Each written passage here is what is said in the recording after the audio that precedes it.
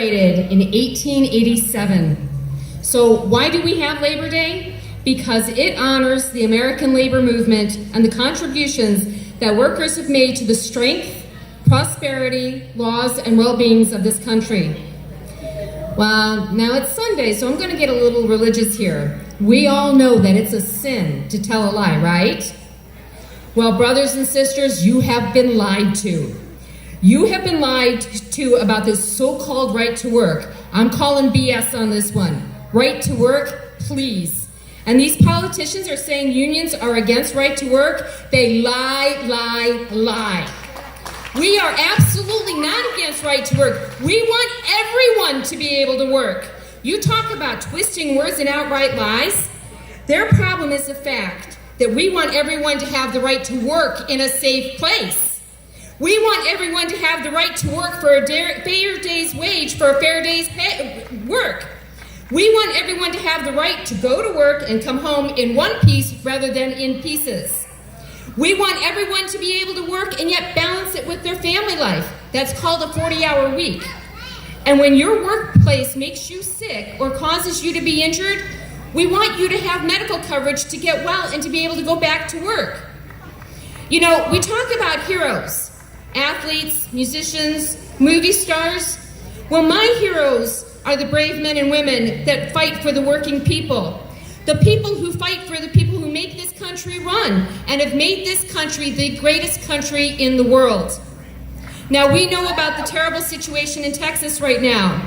Well, my cousin, John Donovan, is down there. He works for the electric company. He's in the operations center coordinating all of the linesmen going out to restore people to those poor people in Texas. Those union linesmen that are working 16 hours a day and sleeping in their trucks to bring back power to their fellow Texans. Because that is what union people do. They care about their fellow man and they care about what their needs are. Unions are the true people that fight for true equality. When I look to that state up north that shall not be mentioned except for the fact that they get their butts kicked by Ohio State on a regular basis, and we see what has happened to them since they employed that so-called right to work, have things gotten better for them? Nope. Look at the other states that have employed right to work. God, even saying right to work makes me want to wash my mouth out with soap for the lie that it is. Have the standards of living improved in any of those states?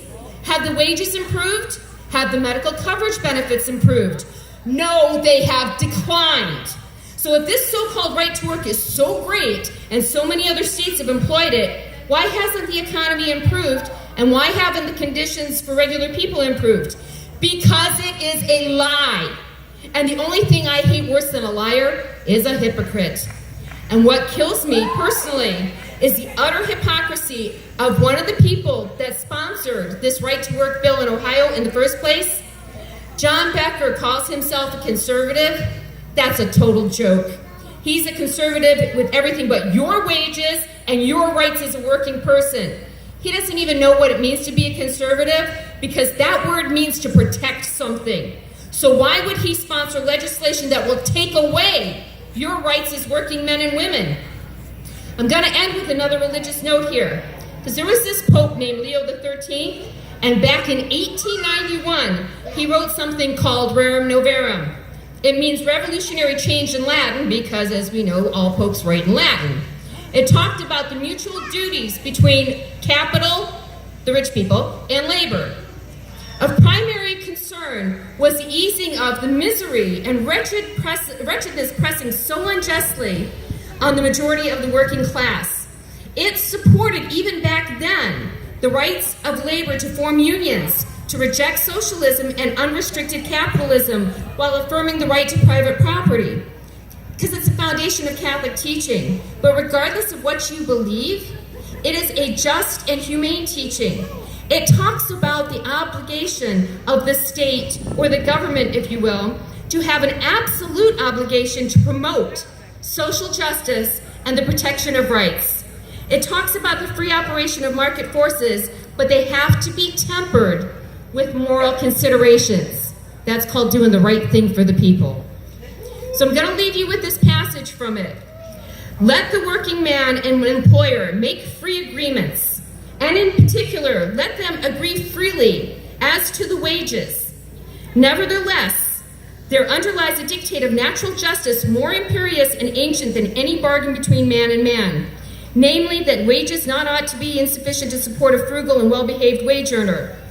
If through necessity or fear of a worse evil, the workman accept harder conditions because an employer or contractor will afford him no better, he is made a victim of force and injustice. So when politicians try to push this lie of right to work on you, you will know the truth. You will know that they don't do this for you. They do this against you. And they do this for themselves and their own selfish interest. So join us in this fight. Be your own hero and fight for your rights as working men and women, because an injury to one is an injury to all. God bless and have a great Labor Day weekend.